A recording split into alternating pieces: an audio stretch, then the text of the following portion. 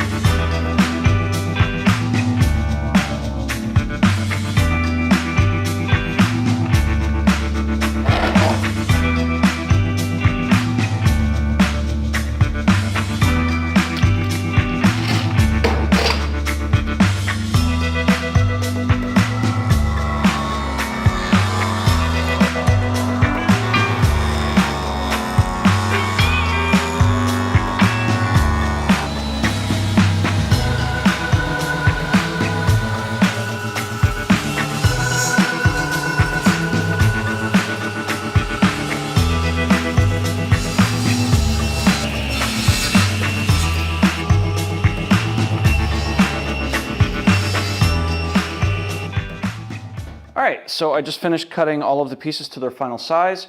I've got all the legs, the front rails, the rear rails, and the side rails ready to go. The next step is going to be marking out and cutting all of the mortises in the legs. And then once the mortises are cut, I can fit the tenons to the mortises. So let's start there. Okay, so I'm laying out all of the joinery in the legs, starting off just with the front and back rails. I'm not worried about the side rails at this point. First I want to mark off the front and back rails. So I cut an extra leg. I always make an extra leg, but what I've done with this extra one is I've already marked out my measurements for my joinery, for all the mortises. Because there's a difference in size between the rear rails and the front rails, that also means that the size of the mortises are going to be different, but also the layout of where they will sit in relation to the leg. I want them all to have the same bottom point, and then I want the rear rails to come up higher than the front rails. So they will all have the same bottom reference, so the same height from the bottom of the cabinet. They will differ on the top.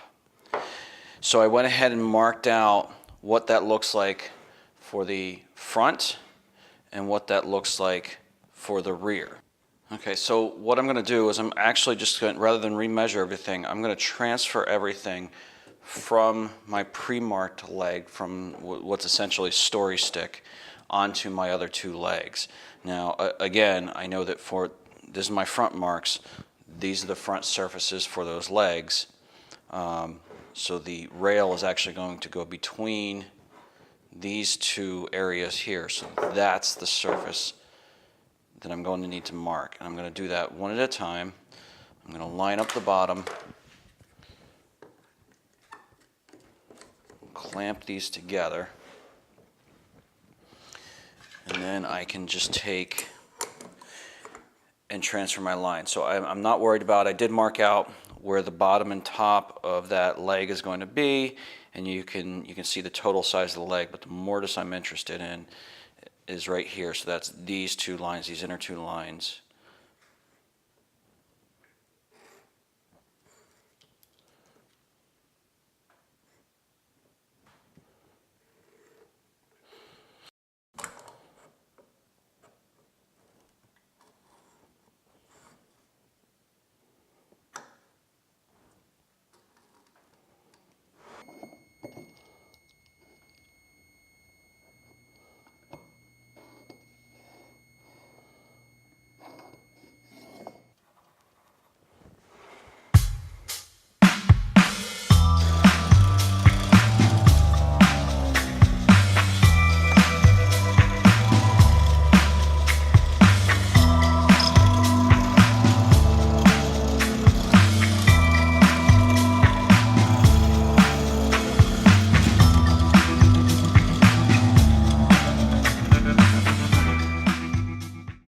before I actually cut the tenons into all these rails, I'm going to go ahead and score all of the shoulders so that I don't get any tear out.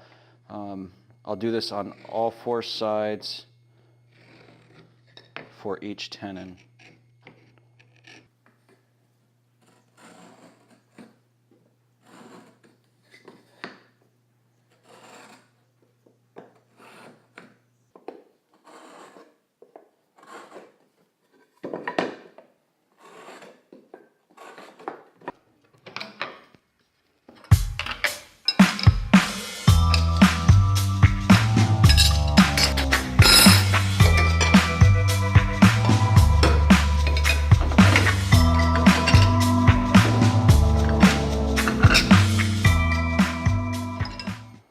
This has been milled down to the exact same thickness as the rails, just so that I could use it for my test piece here.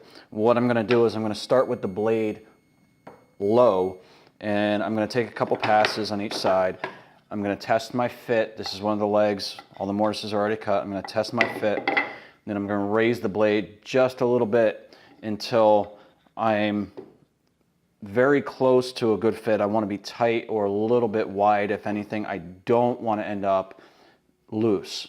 So if I can get it down to the point where it almost fits or it's a very tight fit, then that's perfect, because then I can go clean it up at the bench with hand tools and make it a perfect fit. So I'm gonna get started with that.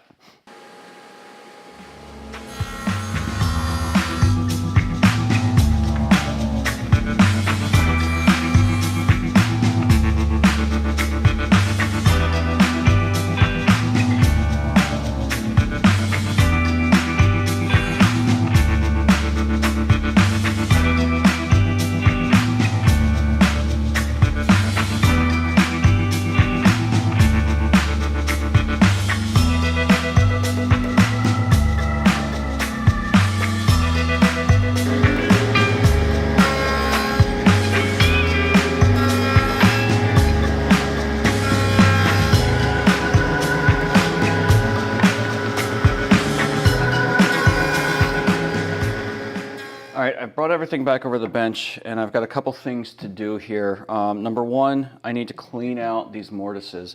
The hollow chisel mortiser is a great way to do, you know, when you've got multiple mortises to cut. It's a nice, convenient way to do it. It's a nice tool, but it does not leave a clean bottom on the mortise. So what you end up with, at the depth you set your chisel, the bit inside the chisel has to be a little bit further down, and there's a lot of debris that's left in there below the chisel. So you've got a couple choices. One, you can plunge your mortiser a little bit deeper into the piece. Of course, then you risk going too far and you risk blowing out the other side, depending on how deep you're going. I went an inch. This is an 1.5 inch piece, so I didn't have to worry about that. But also, you can end up with a gap underneath, which isn't ideal either, leaving a void in the wood behind the tenon when it goes in. So I cut it pretty close, just slightly deeper than what I need, which is 1 inch deep. But that does leave a lot of debris in there. So now I need to go in with some chisels and clean all that out.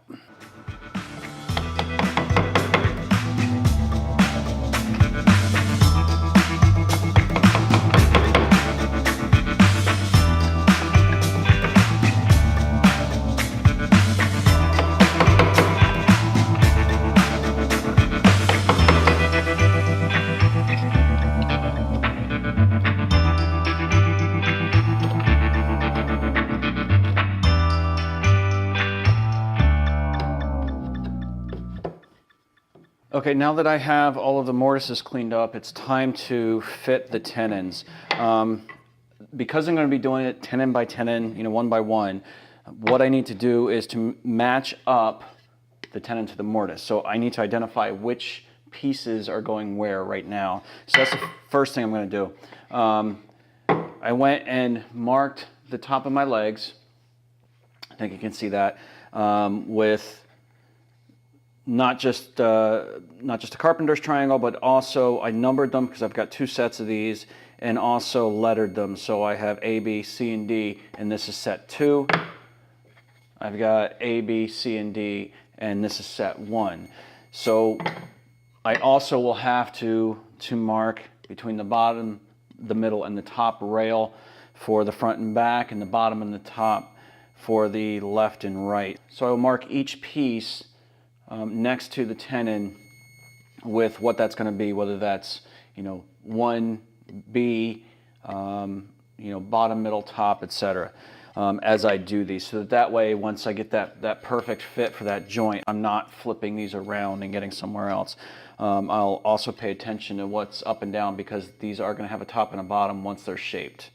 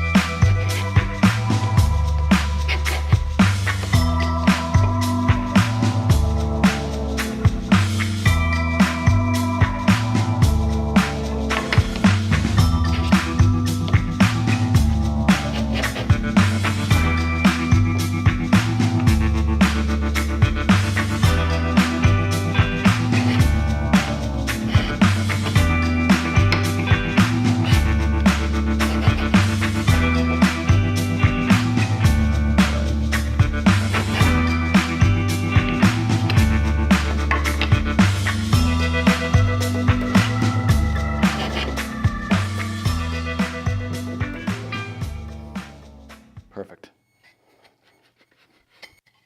So that's going to wrap it up for this video. As you can see, all of the joinery is complete. These have been dry fit together. On the next video, I'm going to get the front, back, and side rails all shaped. The front and back, of course, have to receive cutouts that will actually hold the wine bottles. And then the side rails are going to receive a slight curve across the bottom. All of that is going to be done with patterns and pattern routing. I've got a lot of pieces front and back and sides here that all need to look alike and all need to fit the same way. So pattern routing is a real good way to do that. So next time we'll talk about making the patterns, making the jigs that we'll actually do the pattern routing with, and getting these cut and shaped.